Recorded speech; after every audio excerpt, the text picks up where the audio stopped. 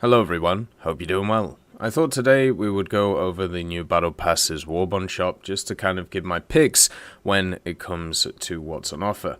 Now, first of all, I just want to say, if you haven't played the BT42, highly recommend it. It's super fun. It overpressures everything and it's super fast, so give it a go. Just as a little point there. And also, if you enjoyed this video, make sure that you're subscribed to the channel and also like it, because why not? And then when it comes to the actual Warbond shop itself, obviously with the Smell of Victory Battle Pass, the Warbond shop flips over to the next one, which is available for 90 days. One of the things to note is if you want any of the old stuff, remember that you can still purchase it for 7 days since it's available, so that's obviously something to have a look at.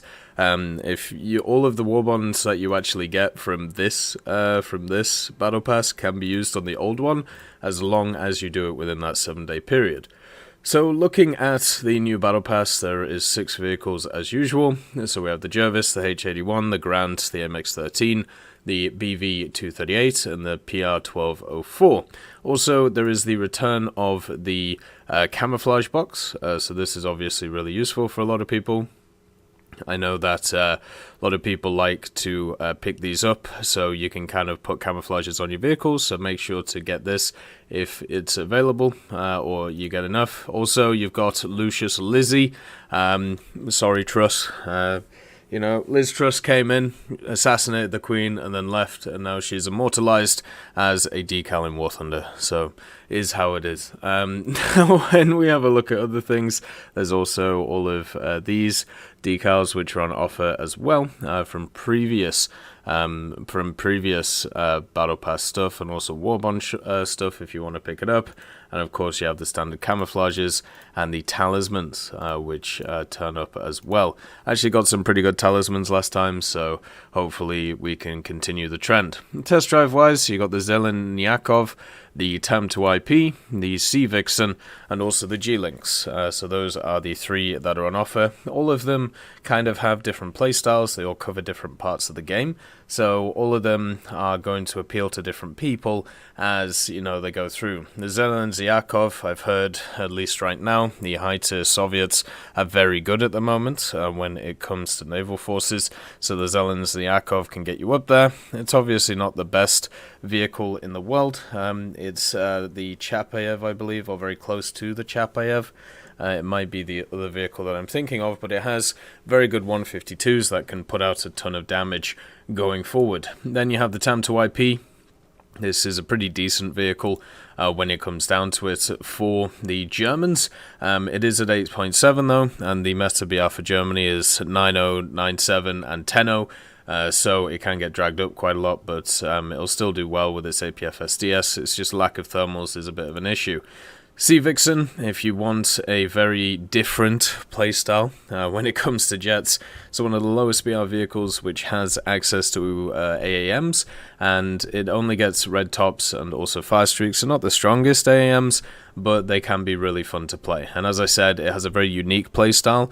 There's not many vehicles in the game that actually play like it, so if you want to try something new, I think this is worth looking at. The G-Lynx as well is pretty good. The major thing about the G-Lynx is it actually has access to not just the Hellfires, it also gets access to the ATAS, which is of course the Stingers. So this thing can defend itself and then also fire on the ground and the air stuff. It also gets thermals, so it's easier to see things, and of course it gets a ton of flares and chaff to try and survive as well. It's also super quick. It's one of the best British helicopters out there, and pretty good for grinding the tech tree to get access to those Apaches, so not a bad pick. If I was going to rank these ones, I'd probably go the Sea Vixen first, just because I've had a great time in this when I've played it. Then 2 is going to be the TAM2IP, the 3 the G-Lynx, and then the Zeleniakov, just because I think there are better options when it comes to this one. So for the vehicles, all of them are pretty good. One of the things that is a bit of a sad thing though, all of them are rank 2. So none of them are actually higher than that. They're all just kind of sat at that rank 2 area, so all of them are going to only be useful for researching rank 1, 2, and 3, would be nice, since these battle passes are going for like 3 months, that we could get maybe a rank 3 or a rank 4 at a higher price than 3,200. Maybe the whole 3,600 could be used just to get like a rank 3 or a rank 4 or something, because or maybe 3,500, because obviously it's kind of hard to get the balance straight up at 3,600.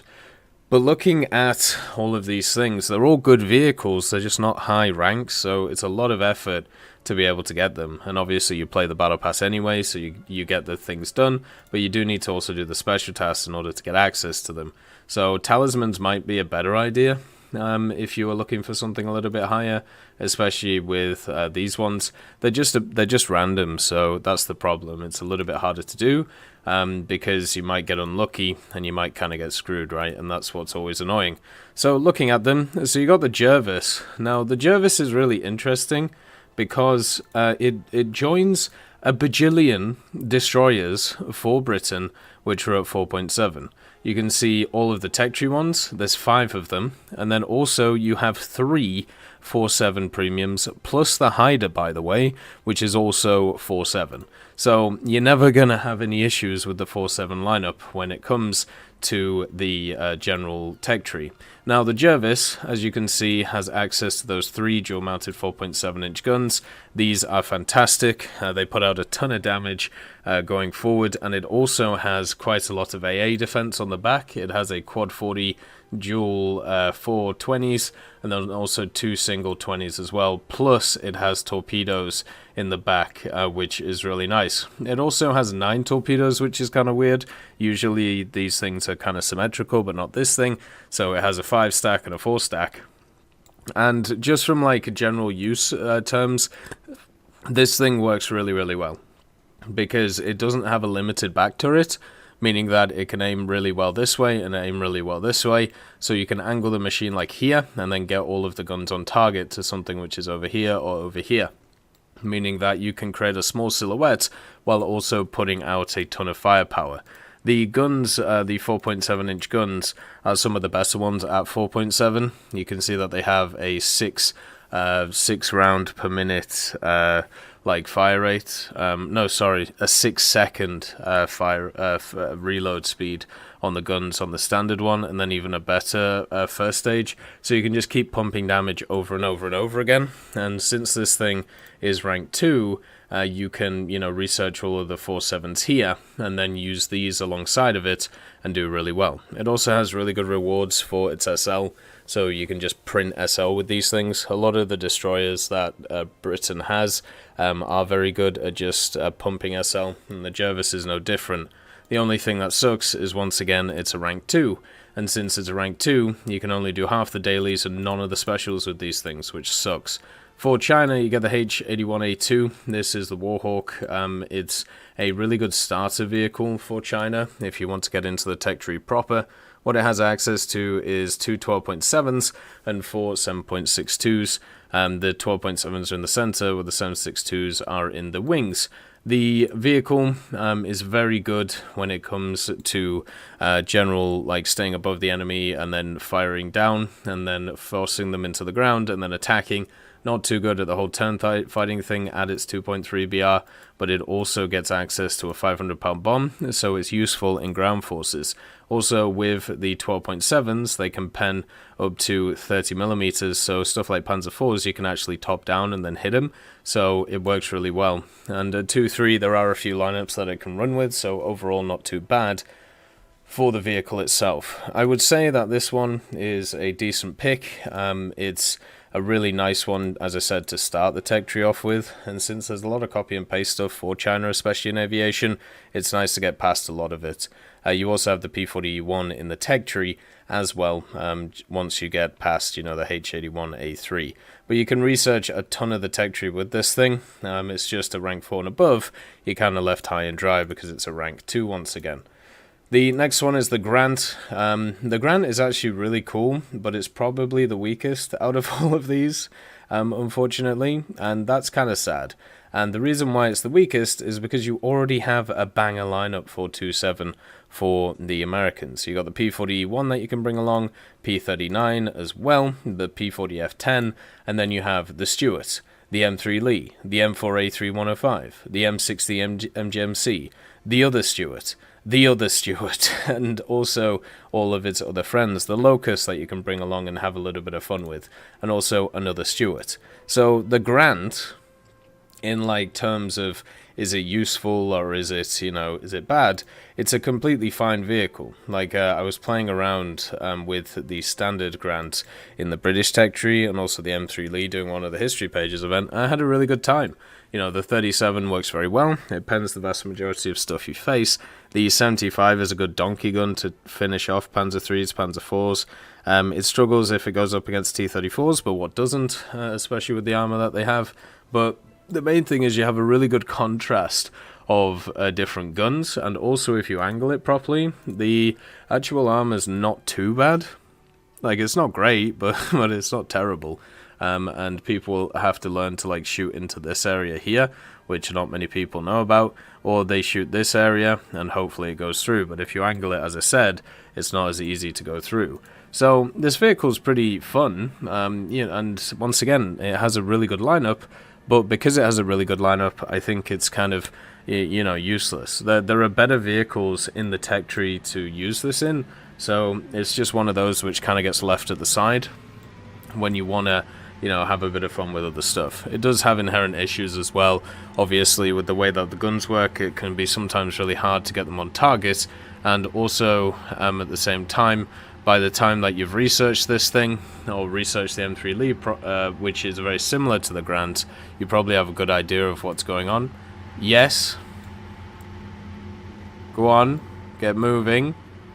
Slow as all hell. But once you get the M3 Lee, you'll see if you like something like the Grant or not. But at the end of the day, by the time you got the Lee, then the Grant's only going to be useful for researching this, and also this, and at that point I think something like a Black Cat is probably a better pickup, or a Cobra King, just as a G vehicle in the sales that are coming up as well.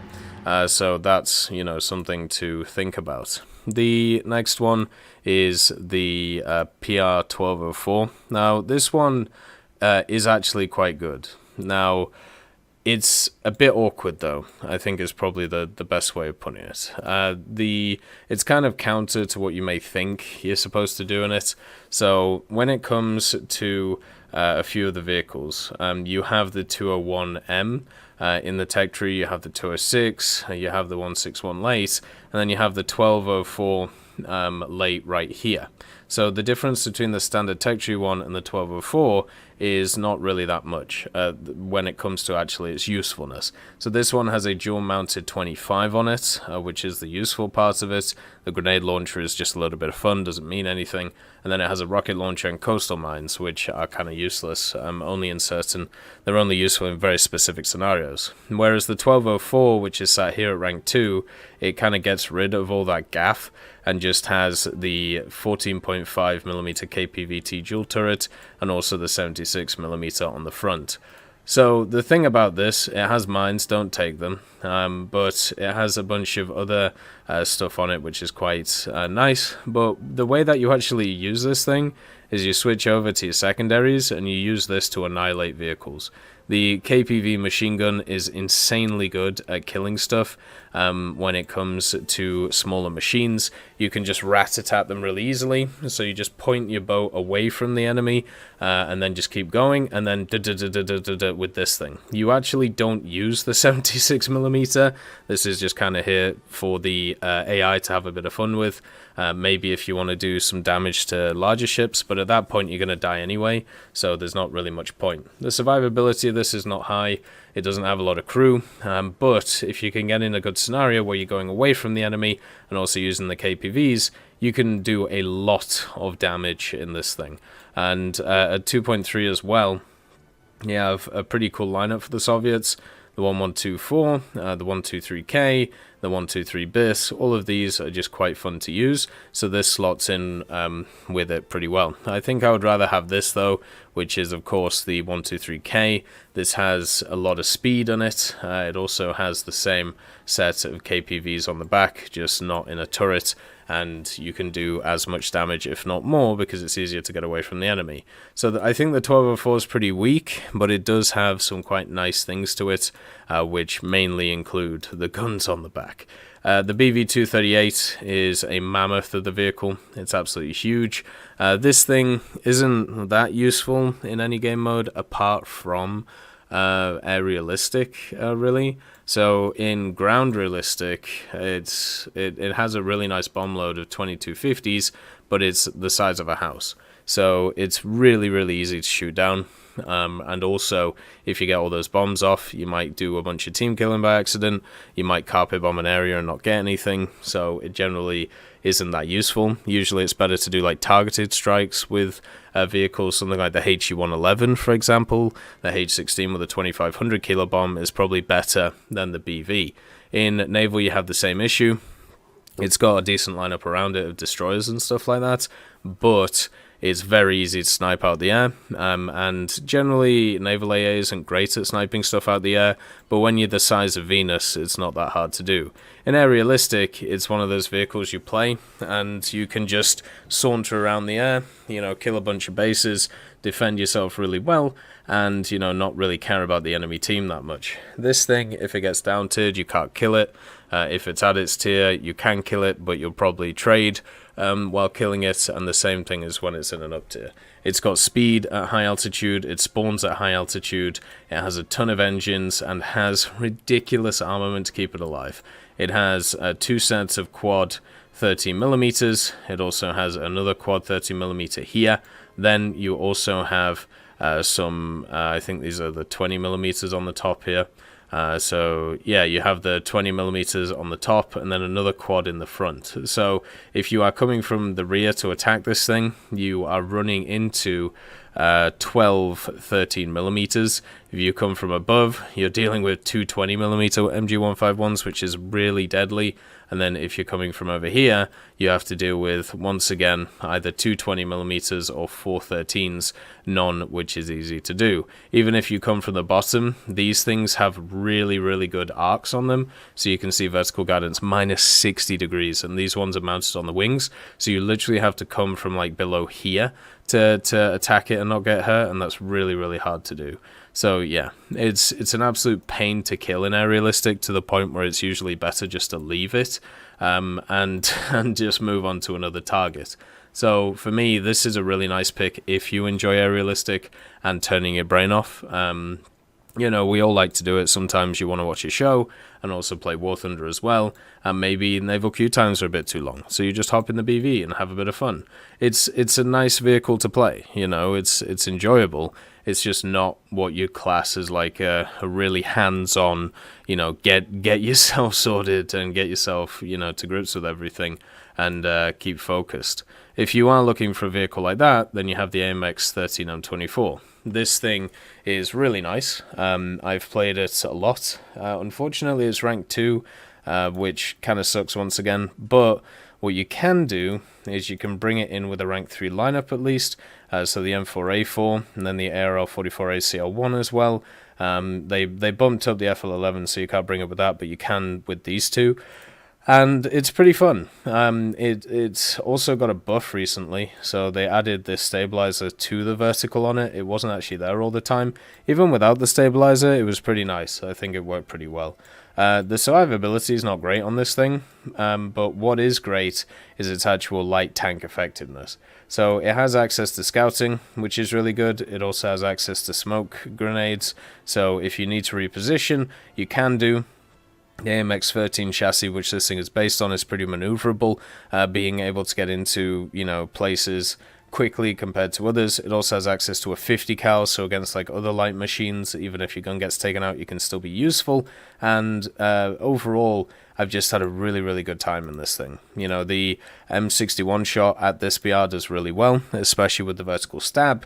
And with this thing being able to move around with the lineup that it has, it can give you a really good advantage straight away in the actual game. It's one of my favorite light tanks in the game, and one of my favorite experiences that I've had more recently when it comes to War Thunder. I really just have a nice time with this tank. It's just a really good collection of factors.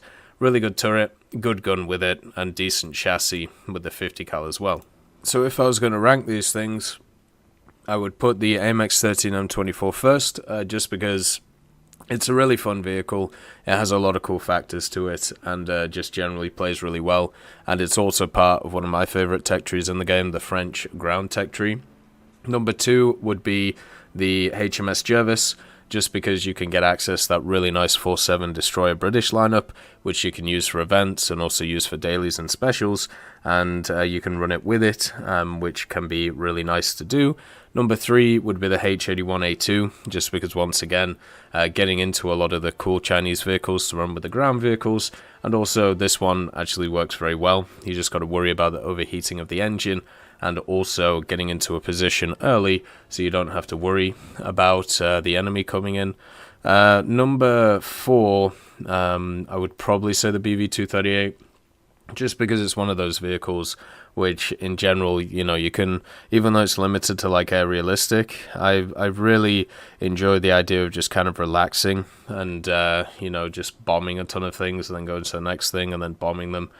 Something that I'm going to have to do a lot because of the AFS stuff going on.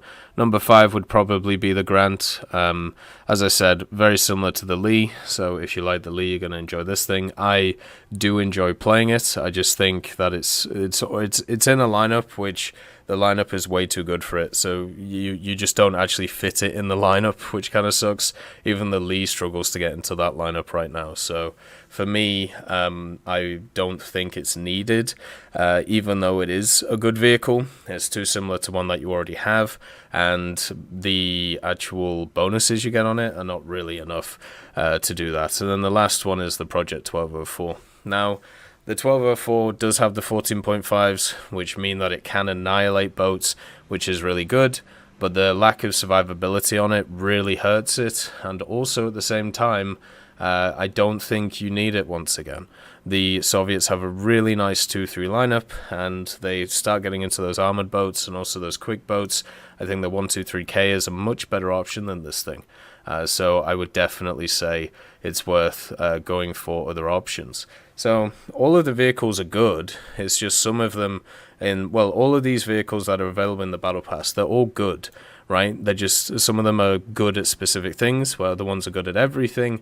And also, at the same time, there are just vehicles here where they wouldn't really strengthen your lineups, and so the Grant and the 1204 wouldn't do that, and then the 238 wouldn't even have lineups, so that's a bit of a problem. The other 3 though, really good picks, really nice to see, and overall would recommend them all 3 of them very highly. As always though, I hope you have a wonderful day, and I'll see you next time.